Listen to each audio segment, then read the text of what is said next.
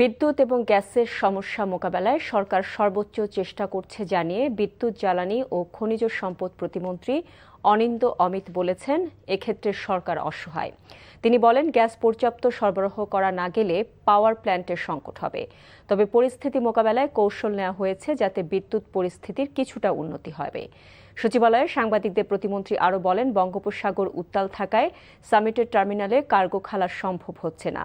এক্সিলারের টার্মিনালটি পুরো সক্ষমতায় চালাতে হলে ৭২ ঘণ্টা তা বন্ধ রাখতে হবে, যা বড় চ্যালেঞ্জ। অবশ্যই ভোগান্তি চরমে, এ ব্যাপারে কোনো দ্বিমত নেই। আমরা বারবার সে কারণে বাংলাদেশের জনগণের কাছে দুঃখ প্রকাশ করছি।